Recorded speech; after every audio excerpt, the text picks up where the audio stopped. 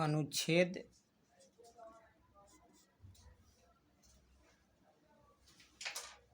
जो अनुच्छेद है 352, अनुच्छेद 352 क्या कहता है देखा जाए। अनुच्छेद 352, तो अनुच्छेद 352 में क्या प्रावधान है इसके बारे में हम लोग देखेंगे। जो अनुच्छेद 352 है इसका मतलब यह हुआ राष्ट्रीय आपात की घोषणा। अनुच्छेद 352 का अर्थ होता है राष्ट्रीय क्या, राष्ट्रीय आपातकाल, यानी राष्ट्रीय आपातकाल, राष्ट्रीय आपातकाल की घोषणा, राष्ट्रीय आपातकाल की घोषणा। इसका अर्थ क्या होता है, यानी अनुच्छेद 300 भारतीय जो संविधान है, भारत का जो संविधान है, संविधान का जो अनुच्छेद 352 है, संविधान का अनुच्छेद 352 में क्या लिखा गया है, अनुच्छेद 352 में क्या लिखा गया है, राष्ट्रीय आपात के बारे में लिखा गया। राष्ट्रीय आपात कब लगता है, जैसे आपके एग्जाम्पल के तौर पर देखा जाए राष्ट्रीय आपातकाल कब लगेगा, तो कहीं किसी दूसरे देश से युद्ध हो जा रहा है, युद्ध तो होता है दूसरा देश से, जैसे भारत पाकिस्तान, भारत बांग्लादेश या भारत नेपाल या भारत चीन से युद्ध होगा, तो हमारे देश में अनुच्छेद 352 के तहत राष्ट्रीय आपातकाल लग जाएगा। या कोई बाहरी आक्रमण कर दे, क्या कर दे, बाह्य आक्रमण, तब भी राष्ट्रीय आपात लग जाएगा। यानी कोई देश जो हमारे देश पर बाहरी आक्रमण कर दे तब भी हम क्या करेंगे, राष्ट्रीय आपात की घोषणा कर देंगे। दूसरा एग्जाम्पल आपको देख दे, कोई ऐसा इमरजेंसी आ जाए जैसे शस्त्र विद्रोह, देश के अंदर लोगों के द्वारा क्या हो जाए, शस्त्र विद्रोह कर दें, देश के नागरिक जो है अगर सरकार के खिलाफ या देश में जब शस्त्र विद्रोह कर दे, ठीक है, शस्त्र विद्रोह, तब भी राष्ट्रीय आपात लग सकता है। मतलब देश में राष्ट्रीय आपात कब लगेगा, क्या कोई बाहरी किसी देश से युद्ध हो रहा हो, कोई देश आक्रमण कर दिया हो, या कोई जो है शस्त्र विद्रोह कर दिया हो, देश के नागरिक जो है शस्त्र विद्रोह कर दे, तब भी उस परिस्थिति में, यानी उस स्थिति में हम लोग क्या करेंगे, हमारी सरकार जो है वह राष्ट्रीय आपात की घोषणा कर देती है, राष्ट्रपति करता है राष्ट्रीय आपात की घोषणा। यहाँ देखने का एक और एग्जाम्पल, वर्तमान में ये कोरोना आया था, तब भी हमारे देश में इमरजेंसी लग चुका था, राष्ट्रीय आपात काल लगा था, ठीक है। मतलब उसको पूरा तरह से नहीं लगा था, लोग को आने जाने की इमरजेंसी छूट था, घूमने फिरने का, फिर भी दिखेगा आपातकाल की स्थिति बन गया था। इसमें धारा वगैरह बना के 144, यानी 144 जो धारा है, अगर कोई बाहर निकलता है, सरकार के बातों का उल्लंघन करता है, तो उस पर कानूनी कार्रवाई होता था। तो अनुच्छेद 352 जो हम भारतीय संविधान में लिखा है, इसका मतलब होता है राष्ट्रीय आपात। राष्ट्रीय आपात कब लग सकता है, किसी दूसरे देश से अगर हम युद्ध करते हैं, या कोई दूसरा देश आक्रमण कर दिया हमारे देश पर, या देश के नागरिक द्वारा शस्त्र विद्रोह किया जाता हो, तब हम कह सकते हैं अनुच्छेद 352 का प्रयोग करेंगे। अनुच्छेद 352 में क्या लिखा है, राष्ट्रीय आपात के बारे में, राष्ट्रीय आपातकाल के बारे में लिखा हुआ है। उसी तरह अनुच्छेद 356 देखा जाए, कितना, अनुच्छेद 356 का मतलब होता है राष्ट्रपति शासन। अनुच्छेद 356 का मतलब होता है राष्ट्रपति शासन। अब राष्ट्रपति शासन कह क्यों लगेगा, अनुच्छेद 356 का मतलब होता है राष्ट्रपति शासन, ठीक है। राष्ट्रपति शासन तो यह कहाँ लगता है, राज्यों में लगता है। कहाँ लगता है राष्ट्रपति शासन, राज्यों में। कहाँ, राज्य में। राष्ट्रपति शासन आपको कहाँ लगेगा, राज्य में लगेगा। राज्य में कब लगेगा, अगर भारत के किसी भी राज्य में अगर संविधान का पालन नहीं हो रहा है, ठीक है, संविधान का पालन, संविधान क्या है, वहाँ निष्प्रभावी है।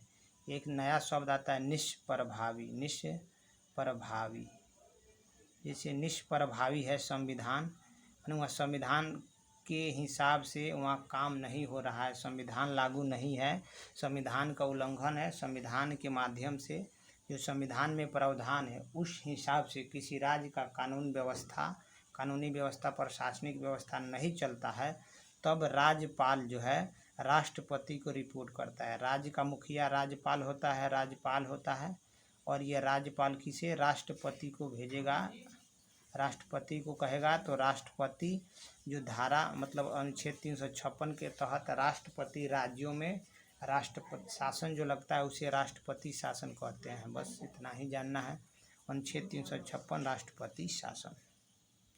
थोड़ा सा बात करें अनुच्छेद 352 का, कितना अनुच्छेद 52 तो राष्ट्रीय आपात देखिए, और 56 राष्ट्रपति शासन, और अनुच्छेद 360 अनुच्छेद 360 एग्जाम में कई बार पूछा है। अनुच्छेद 360 यह क्या कहता है? अनुच्छेद 360 का मतलब होता है वित्तीय आपात, यानी पैसा कौड़ी का आपात, वित्तीय आपात। यह अभी तक हमारे देश में नहीं लगा हुआ है।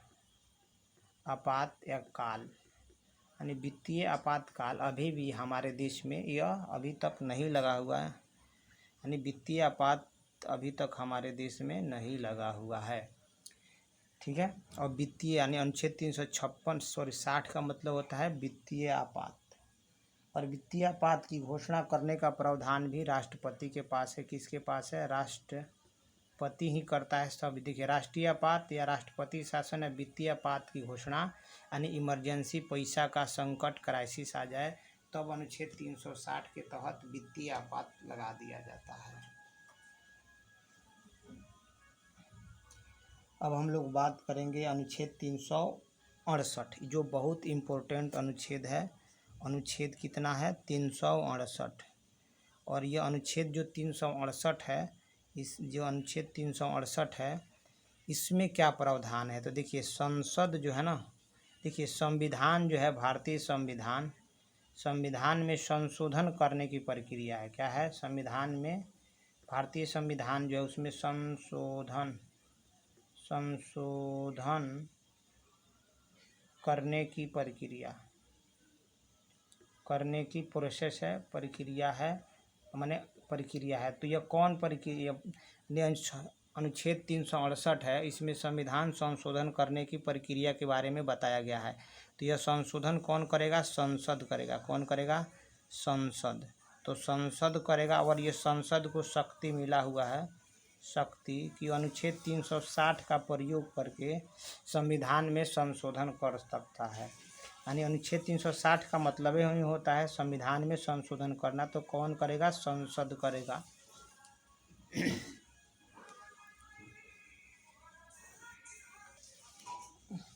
अब हम बात करेंगे अनुच्छेद 338, जो बहुत इम्पोर्टेंट है। अनुच्छेद 338, अनुच्छेद 338,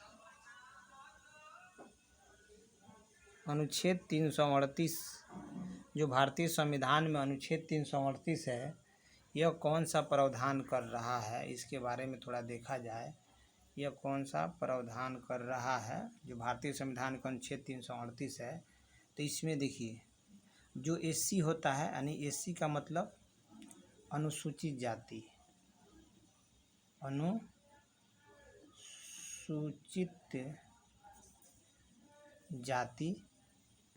जो अनुसूचित जाति होता है उसके लिए एक आयोग बनाना है। क्या बनाना है?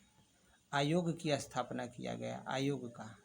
उस आयोग का नाम है राष्ट्रीय, क्या नाम है? राष्ट्रीय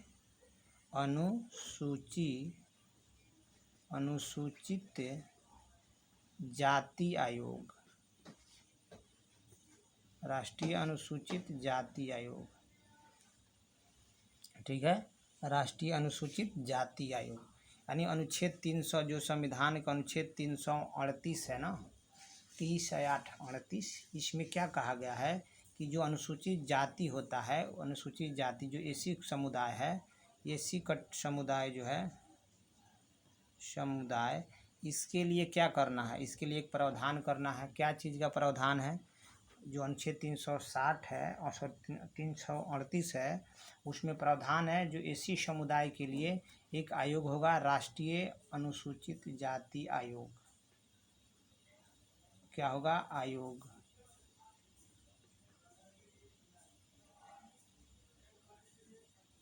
राष्ट्रीय अनुसूचित जाति आयोग। तो क्वेश्चन पूछता है राष्ट्रीय अनुसूचित जाति आयोग का संबंध किस अनुच्छेद से है? तो अनुच्छेद 338। या ऐसे पूछ लेगा अनुच्छेद 338 में कौन सा प्रावधान किया गया है, कौन से बात को लिखा गया है? तो अनुसूचित जाति से संबंधित एक आयोग के बारे में लिखा गया है। बस इतना जानना है और कुछ नहीं। ठीक है। और इसी के बाद जब आगे बढ़िएगा, अगर इसी में एक और चेंजिंग हुआ है, अनुच्छेद 338 तो है मगर इसमें क कर दिया गया है। क कहिए या चाहे ए कहिए, क्या कहिए? ए। यानी जो अनुच्छेद 338 क या ए कह सकते हैं। ए अनुच्छेद 338 क कहिए पढ़िए या चाहे अनुच्छेद 338 ए पढ़िए। तो इसमें किसके लिए प्रावधान? इसमें भी आयोग का बात किया गया है। किसके लिए? आयोग का। किस समुदाय के आयोग का बात है? मैंने किस समुदाय के लिए एक आयोग होगा, और यह आयोग जो है ना संवैधानिक है। क्या है? सभी आयोग, जिस भी आयोग के अगर बारे में अनुच्छेद में लिखा हो तो वह संवैधानिक होता है। संवैधानिक, यह संवैधानिक आयोग है। ठीक। तो इसी तरह अनुच्छेद 338 ए या क का मतलब एक आयोग होगा, वह एसटी समुदाय के लिए होगा। क्या होगा? एसटी समुदाय के लिए होगा। क्या होगा? एसटी समुदाय के लिए होगा। एसटी समुदाय के लिए होगा, यानी मतलब राष्ट्रीय, इसका नाम क्या होगा? राष्ट्रीय राष्ट्रीय राष्ट्रीय राष्ट्रीय अनुसूची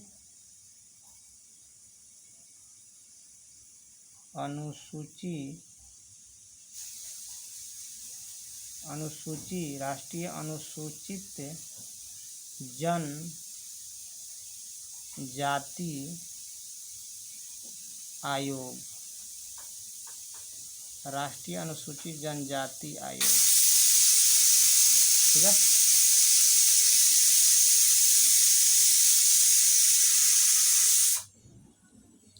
और इसके जस्ट आगे बढ़िएगा, इसमें तो आएगा अनुच्छेद 338 बी या ख। हिंदी में ख लिखेगा, इंग्लिश में लिखेगा तो बी लिखेगा।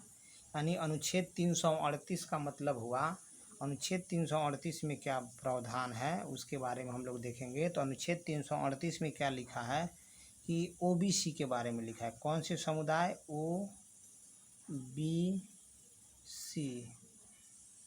ओबीसी के बारे में लिखा है।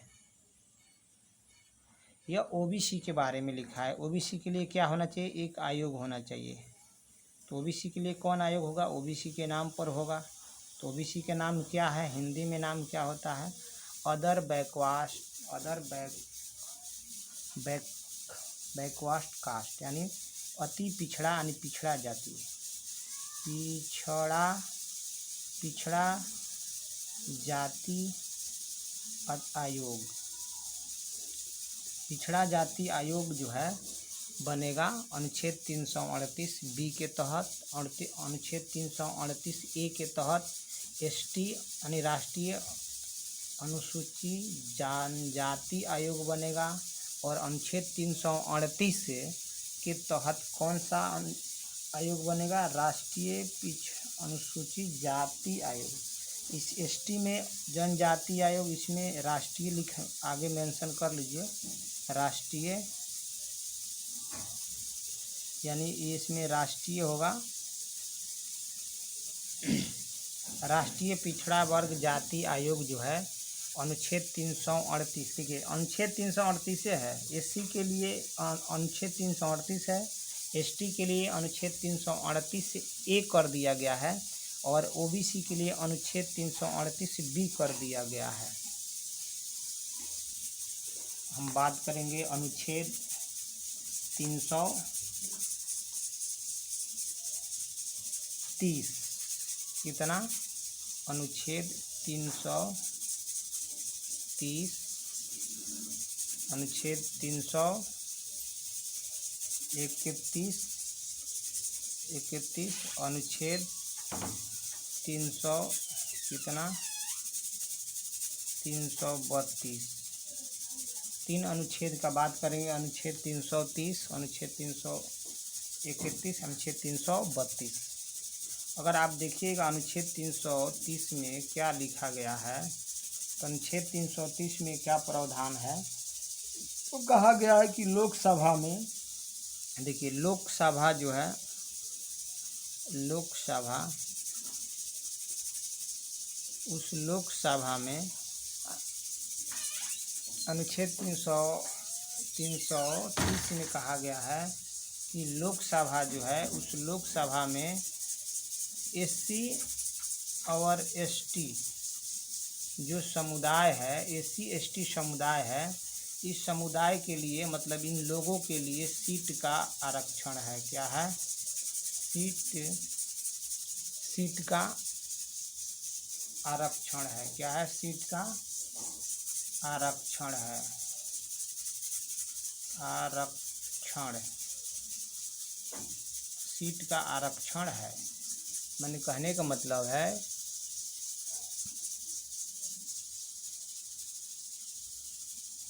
कि जो एससी एसटी समुदाय है, अनुच्छेद 330 का अर्थ है, जो भारतीय संविधान में अनुच्छेद 330 है, उसमें यह प्रावधान किया गया है अनुच्छेद 330 में कि जो लोकसभा में जो सीट की बात है, उसमें उस सीट में एससी और एसटी समुदाय के जो लोग हैं, अनुसूचित जाति, अनुसूचित जनजाति, उनके लिए सीट का रिजर्वेशन है। यानी आरक्षण का मतलब होता है रिजर्वेशन। ठीक। और उसी तरह अगर बात करें 331 में, तो लोकसभा में, ठीक है ना, 331 में क्या लिखा हुआ है कि लोकसभा में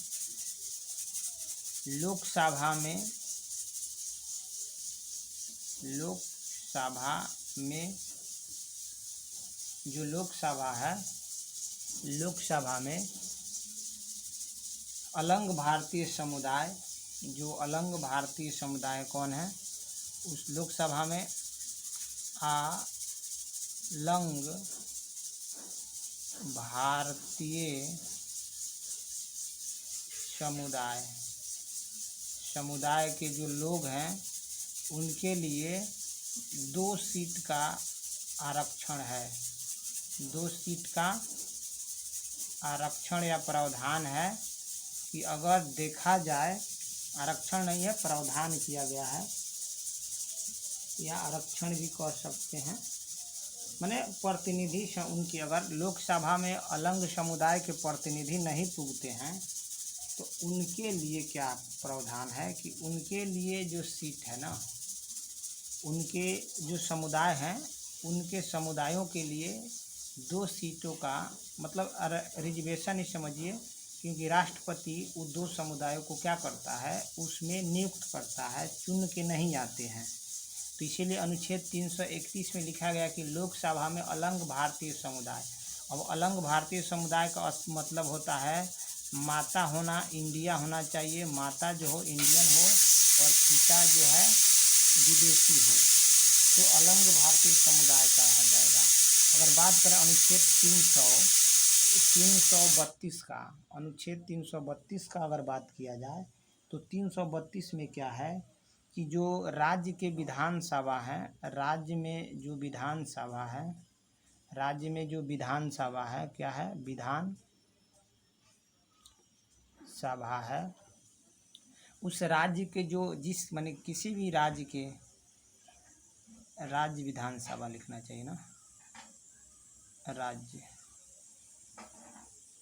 राज्य विधानसभा में क्या है, अनुच्छेद 332 कहता है कि किसी भी राज्य के जहाँ भी विधानसभा हो, उसमें एससी एसटी समुदाय के लोगों की सीटों का आरक्षण, जो लोग हैं एससी एसटी समुदाय में जो लोग हैं उनके लिए सीट का यहाँ भी क्या किया गया है, आरक्षण किया गया है।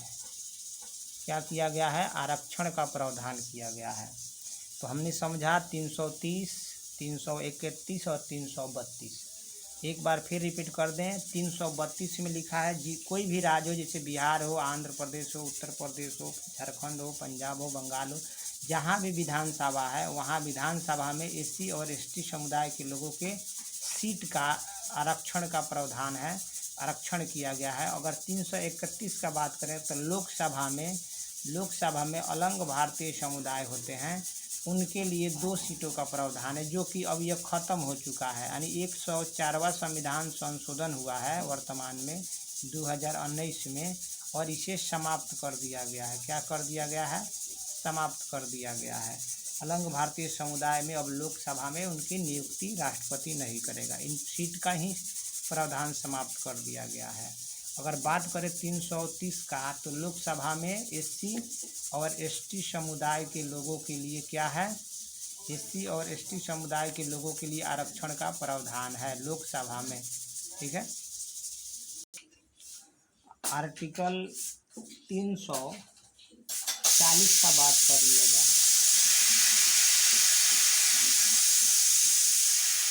343 का बात कर लिया जाए।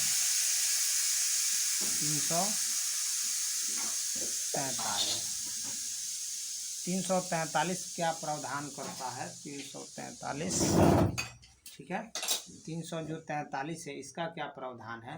तो जो भारतीय संविधान में अनुच्छेद 343, यह क्या है, अनुच्छेद है, अनुच्छेद 343 जो है, जो भारतीय संविधान में अनुच्छेद 343 है, इसमें कहा गया कि संघ जो होगा, संघ मतलब केंद्र सरकार, संघ की राज्य भाषा, संघ की राजभाषा क्या होगी, हिंदी होगी। संघ की राजभाषा क्या होगी, हिंदी होगी।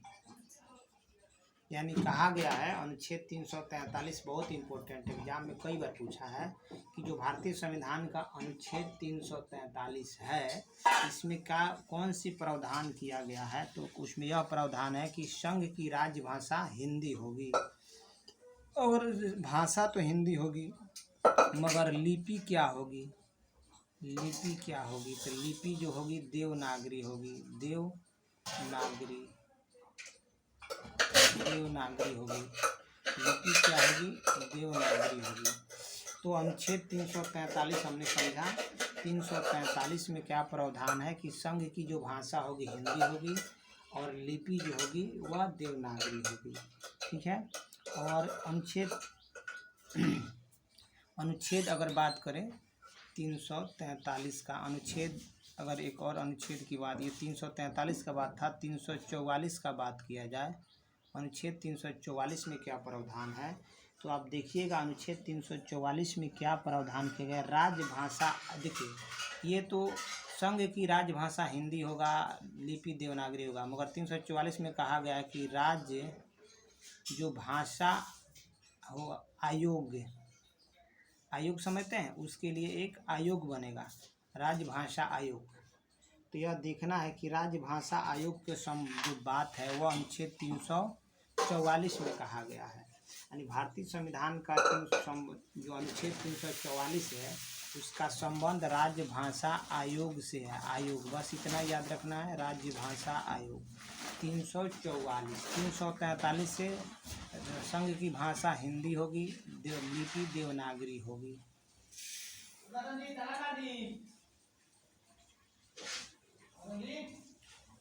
बात करें अनुच्छेद 350, अनुच्छेद 350, अनुच्छेद 350 क का, तो अनुच्छेद 350 क जो है उसमें कौन सा प्रावधान है, तो कहा गया है ना कि प्राथमिक स्तर पर, क्या कहा गया है, प्राथमिक स्तर पर, प्राथमिक स्तर पर जो प्राथमिक स्तर पर मातृभाषा में क्या करना है, मातृभाषा में शिक्षा देना है, यानी मातृभाषा में क्या करना है, शिक्षा देना है बच्चों को। यानी जो भारतीय संविधान का अनुच्छेद 350 को है, उसमें क्या प्रावधान है कि प्राथमिक स्तर पर जो प्राथमिक विद्यालय होता है या आंगनबाड़ी हो या मतलब 1 क्लास से लेकर 6 क्लास हो या 7-8 क्लास हो, वहाँ पे जो है जो शिक्षा देना है वह मातृभाषा में शिक्षा देना है, और उसके लिए यह व्यवस्था किया गया है कि जो भी बच्चा हो उसको मातृभाषा में शिक्षा देना है। ठीक है। और इसी में एक आर्टिकल आता है 350 ख, 350 ख आता है एक आर्टिकल। इसमें क्या है, माने क्वेश्चन देखिए इस तरह आएगा कि प्राथमिक स्तर पर मातृभाषा में शिक्षा देने का प्रावधान या सुविधा किया गया है किस अनुच्छेद में। अनुच्छेद का नाम पूछेगा, 4 गो ऑप्शन रहेगा, उसमें अनुच्छेद भी रहेगा, तो आप जानते हैं अनुच्छेद 350 ख में। और 350 ख में जो अल्पसंख्यक समुदाय है, क्या है, अल्पसंख्यक समुदाय, अल्पसंख्यक समुदाय है वह अपनी भाषा का संरक्षण कर सकता है। यानी कहने का मतलब अल्पसंख्यक जो है ना, भाषाई अल्पसंख्यक वर्गों के लिए प्रावधान किया गया है, अधिकार दिया गया है कि वो अपनी भाषा में ही शिक्षा ले। ठीक है। 350 में कहा गया है कि जो अल्पसंख्यक समुदाय है, यह भाषा जो है, भाषा के आधार पर अपनी भाषाओं को संरक्षण करने के लिए विशेष अधिकार उसे दिया गया है। यानी अनुच्छेद 350 ख का मतलब हुआ है जो अल्पसंख्यक समुदाय के लोग होते हैं, अल्पसंख्यक भाषा के आधार पर वो उनको अपनी भाषा का संरक्षण करने के लिए उन्हें कानूनी तौर पर, संवैधानिक तौर पर अधिकार दिया गया, और वह अधिकार संविधान के अनुच्छेद 350 में लिखा गया है। एक आर्टिकल है जिसका नाम है यानी 333 जो है अनुच्छेद, यह इसमें क्या प्रावधान है कि राज्य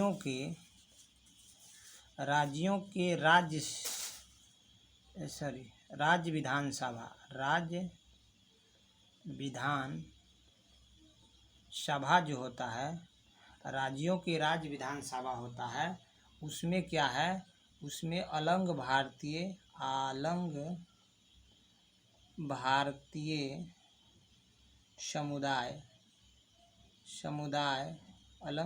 समुदाय की जो माने राज्यों के जो राज्य विधानसभा में, उसमें अलंग भारतीय समुदाय के सदस्य जो होते हैं, सदस्यों के प्रतिनिधि या प्रतिनिधियों का प्रावधान है। माने उनके सीट, कहने का मतलब उनके सीट का प्रावधान है। क्या है, प्रावधान है। कहने का मतलब जो राज्य के विधानसभा होता है उसमें भी अलंग भारतीय समुदाय के प्रतिनिधि, अगर देखिए प्रतिनिधि नहीं है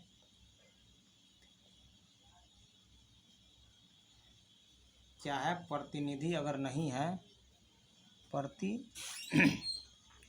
प्रतिनिधि नहीं है, तो राज्यपाल क्या करेगा, राज्यपाल के पास यह पावर होता है कि अनुच्छेद 333 के तहत वह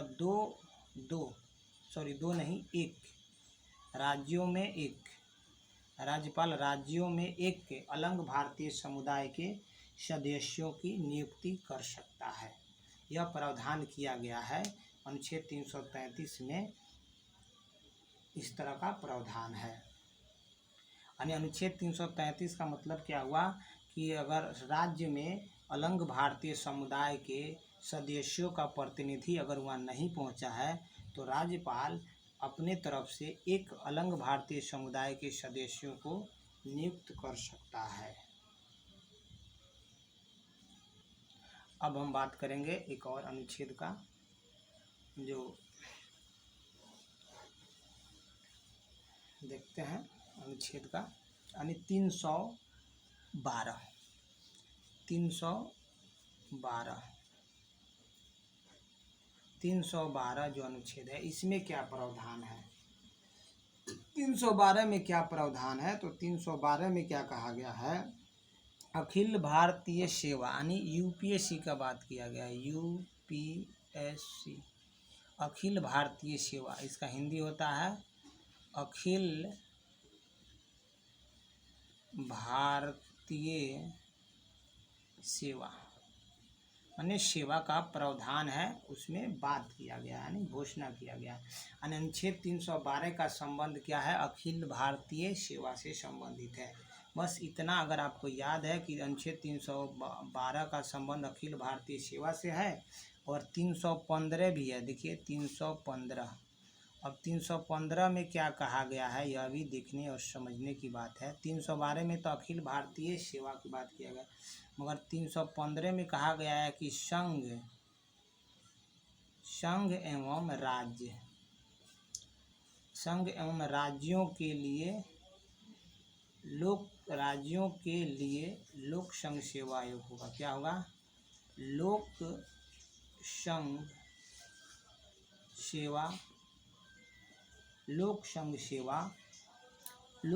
सेवा आयोग। यहाँ यह देखना जरूरी है, ये आयोग होगा, इंस्टीट्यूट होगा, एक संस्था होगा। ये आयोग क्या? एक संस्था है। तो अनुच्छेद 312 में कहा गया अखिल भारतीय सेवा की प्रावधान है, और 315 में क्या कहा गया है कि संघ के लिए भी एक आयोग होना चाहिए, राज्य के लिए भी आयोग। तो दोनों को मिला कर लिखा है कि संघ मतलब केंद्र सरकार, संघ और राज्यों के लिए लोक सेवा आयोग का प्रावधान है 315 में। और 334 में क्या है? तो देखा जाए 324 चुनाव आयोग से संबंधित है। 324 का अगर हम बात करें, 324 का बात करें, अगर यहाँ हम बात करें 324, तो अनुच्छेद 324 में किसका बात किया गया है? चुनाव आयोग का। कौन?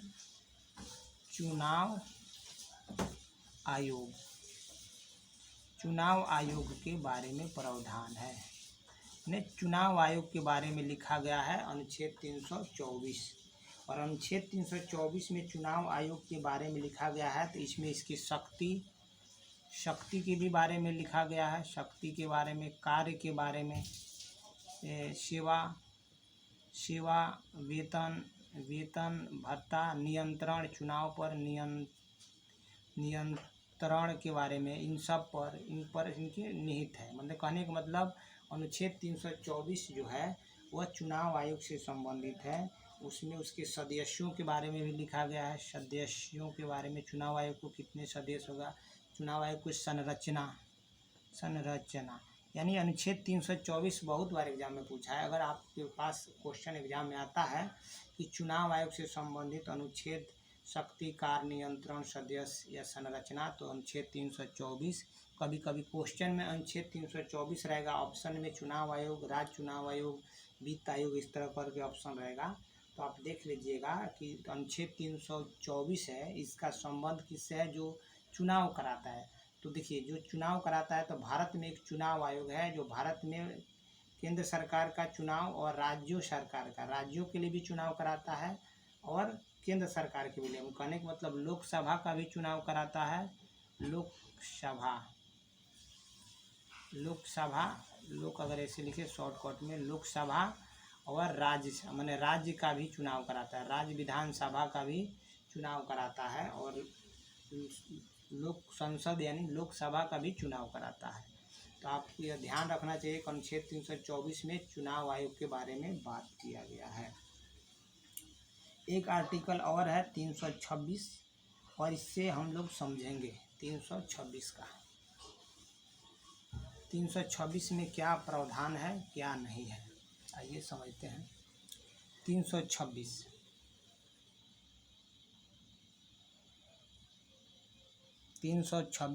अगर हम समझे कि 326 में क्या प्रावधान है, अनुच्छेद 326, तो आप इतना जानिए, वयस्क मताधिकार क्या है? वयस्क, क्या लिखा है? वयस्क मताधिकार, इसका मतलब क्या होता है? अधिकार है। यह संविधान में वयस्क मताधिकार जो लिखा हुआ शब्द है अनुच्छेद 326 में, इसका मतलब यह हुआ लोकसभा का चुनाव हो, लोकसभा का चुनाव हो या राज्य विधानसभा का चुनाव हो, राज्य यानी विधानसभा का चुनाव हो, विधानसभा मतलब राज्य विधानसभा, राज्य विधानसभा का चुनाव हो या लोकसभा का चुनाव हो, इन चुनावों में जो व्यक्ति मतदान करता है, मतदान जो वोट देता है, जो भी व्यक्ति वोट देता है उसकी उम्र जो है 18 वर्ष से ज़्यादा होना चाहिए। 18 प्लस यानी 18 से ज़्यादा, 18 वर्ष का होना चाहिए, कम से कम 18, ज़्यादा से ज़्यादा कितना हो उससे फ़र्क नहीं पड़ता। तो यह प्रावधान किया गया जो लोकसभा के सदस्य या विधानसभा के सदस्यों का जो चुनाव लड़ते हैं उन्हें जो लोग वोट देते हैं, देखिए वोट देने वाला का उम्र 18 वर्ष, जैसे मान लीजिए हम किसी नेता को वोट देते हैं तो मेरा उम्र 18 वर्ष होना चाहिए, इससे अधिक होना चाहिए, कम रहेगा तो हम किसी को वोट नहीं देंगे। इसका प्रावधान किया गया है अनुच्छेद 326 में कि जो चुनाव होगा लोकसभा या राज्यसभा का वह वयस्क मताधिकार यानी यह वोट देने का अधिकार दिया गया है वयस्क लोगों को। तो वयस्क कौन है भारत में? जिनकी उम्र 18 वर्ष है। पहले 21 वर्ष था तो 86वां संविधान संशोधन कर के घटाया गया है। तो आप इतना समझे अनुच्छेद 326 में क्या प्रावधान है?